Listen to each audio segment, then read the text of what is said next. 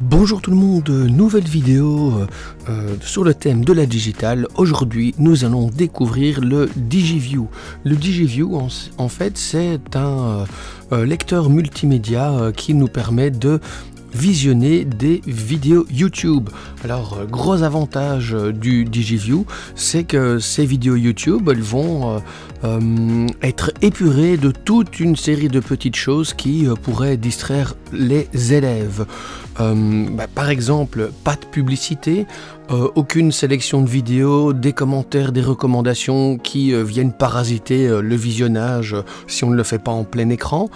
Et la possibilité aussi, on va le voir par après, de choisir un morceau de la vidéo, de changer le titre et éventuellement de mettre une petite description. Alors on va directement appuyer sur DigiView et on arrive dans l'interface. Alors l'interface de nouveau, comme à chaque fois, est très simple. On doit juste venir coller notre lien de la vidéo à cet endroit-ci. Alors je vais aller chercher une petite vidéo qui est assez longue parce qu'elle fait 1h27 minutes.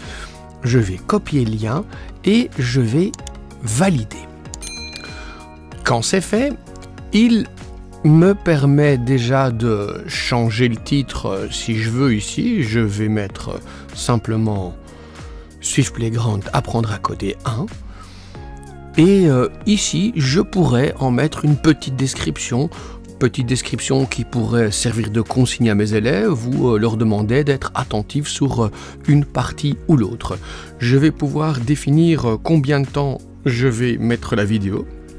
Ici en l'occurrence je vais mettre 10 minutes et 2 secondes. On arrivera à un certain nombre de chapitres. Je pourrais choisir d'afficher ou non la vignette. Alors si je veux afficher la vignette, elle est comme là. Si je ne veux pas, il n'y aura pas de vignette. J'appuie sur générer. En appuyant sur générer, on vous rappelle que la vidéo a été hébergée par YouTube et qu'elle affiche des contenus et qu'on accepte les conditions d'utilisation de YouTube, bien évidemment. Vous voyez ici que il y a le nom de la vidéo. Moi je l'ai raccourci, donc il y a certaines choses qui ne sont pas là. Et vous voyez qu'ici, autant à droite qu'à gauche, on n'a pas de suggestion de vidéo et on n'a pas non plus la possibilité d'accéder aux commentaires. Si je fais afficher la vidéo, vous voyez que j'ai ma petite vignette de départ et de nouveau, je n'ai absolument rien sur le côté. On voit bien qu'elle a été choisie pour qu'elle soit jouée de la minute 0 à 10 minutes et 2 secondes. J'ai la possibilité d'accéder à la vitesse de lecture, j'ai la possibilité de changer les ratios de l'écran, de le masquer ou non, et de me le mettre en plein écran ou en plus petit. Si j'appuie sur play, vous voyez que directement, il n'y a absolument pas de publicité qui vient au début ou quoi que ce soit. On a une ligne continue qui va aller jusqu'à mes 10 minutes et 10 secondes si je la laisse tourner. Si j'ai envie évidemment de la mettre en grand, je la mets en grand à l'écran. Et de cette manière-là, je peux regarder ma vidéo en plein écran avec mes élèves sans avoir aucune distraction.